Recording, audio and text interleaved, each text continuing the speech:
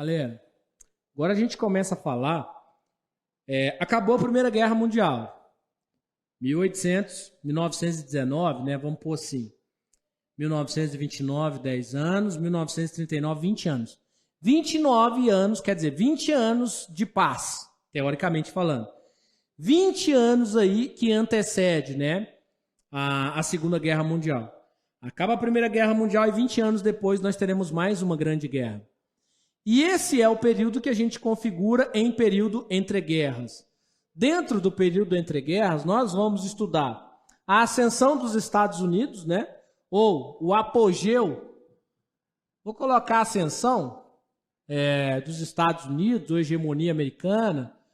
Vou colocar aqui, ó, crescimento dos Estados Unidos. E aí esse crescimento ele é marcado por dois contextos, né? O apogeu, que é o American Way of Life, né?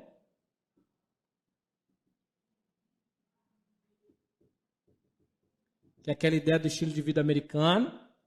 E nós temos a crise, que é a crise de 1929. Então nós temos essa questão para a gente falar dos Estados Unidos. Além disso, nós temos os regimes autoritários,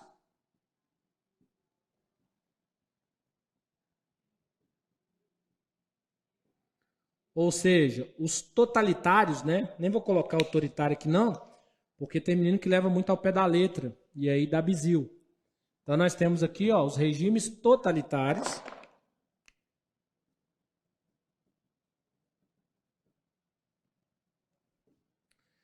Além dos regimes totalitários, nós temos aqui, né, o fascismo, o nazismo, o franquismo, o salazarismo, poderíamos colocar o varguismo, né, enfim, e até a lógica do Japão aqui, né, não estaria errado. Então temos os regimes totalitários, temos o crescimento dos Estados Unidos, a lógica da crise, e nós temos o contexto da Segunda Guerra Mundial. Esse é o período entre guerras. Esses aí são os tópicos que nós temos que gravar para a gente finalizar aí esse período que a gente chama de período entre guerras. Muito importante a gente lembrar que o crescimento dos Estados Unidos ele vai se dar não agora.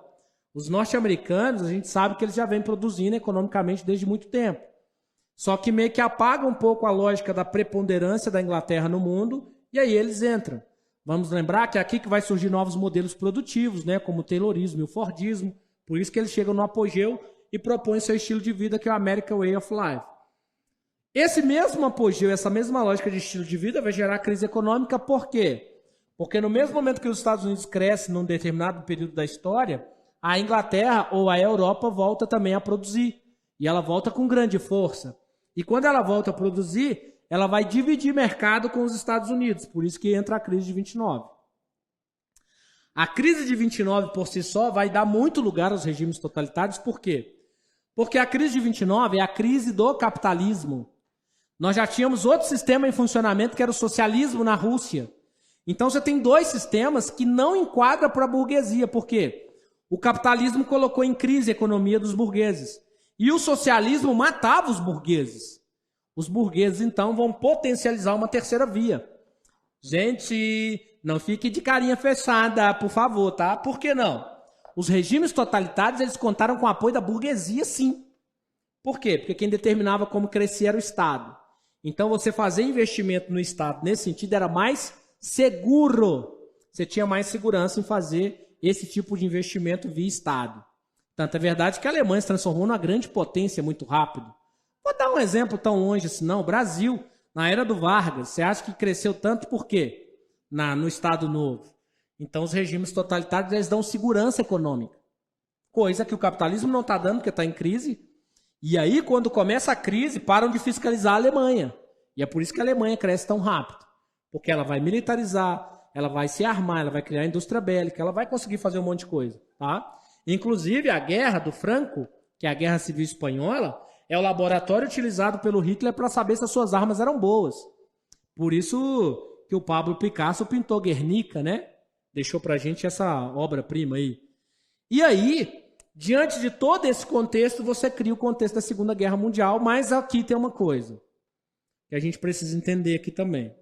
Gente, no ano de 1933 foi criado um negócio pelo economista John Maynard Keynes, e à frente dos Estados Unidos estava o Roosevelt. E aí foi lançado no mundo o New Deal, né, que é o novo acordo, a nova proposta econômica global. Falam por aí que o New Deal resolveu o problema da economia americana. Não foi assim. Primeiro que o New Deal ele era uma proposta local. O que resolve o problema econômico no mundo, porque a crise de 29 ela não é a crise dos Estados Unidos. Ela é uma crise econômica global. O que resolve a crise econômica de proporções mundiais é só um fato de proporções mundiais e de proporções globais. Eu só resolvo a crise de 29 com a Segunda Guerra Mundial. Por que, Anderson? Porque na Segunda Guerra Mundial, você desenvolve um novo formato de indústria. Você desenvolve a indústria da morte. E pasmem, quem quiser assistir um filme chamado Senhor das Armas, fica à vontade. A indústria da morte, ela movimenta dinheiro que nenhum comércio movimenta. Por quê? Porque o país tem que se preparar para se defender muito antes de comer. Então aqui você compra arma, você compra munição e outra coisa, pensa nas armas que estão sendo criadas. Na Segunda Guerra Mundial, a gente não precisava nem de soldados já. Você já fazia muitas coisas com armas de longa distância. Mas as mais usadas foram a metralhadora. Pensa, por que a metralhadora? Eu falei essa frase, os meninos gostaram, né? Uma metralhadora cospe mais bala numa guerra do que a população come em pão. Uma metralhadora cospe mais bala do que a população tem condição de comer pão. E qual que é a reflexão filosófica disso? Se você coloca 300 metralhadoras na mão de 300 mil soldados, faz a conta. A cada rajada, porque a metralhadora não foi construída para atirar no alvo, ela foi construída para dar tiro a ermo. Cada rajada de bala que solta, em média, 170, 180 tiros por minuto, cada bala daquela ali tem um valor. Em real, em dólar, tem um valor. Então você gasta muito dinheiro. Então ela movimenta riquezas em grandes proporções. Ela consegue fazer aquilo que a crise não deu conta. A crise de 29 ela é uma crise que não faz a economia circular porque o dinheiro fica parado. A Segunda Guerra Mundial, a indústria da morte, põe o dinheiro todo para circular de novo.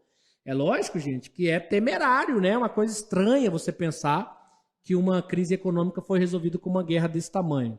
Mas não chora. Aceita que dói menos. Beleza?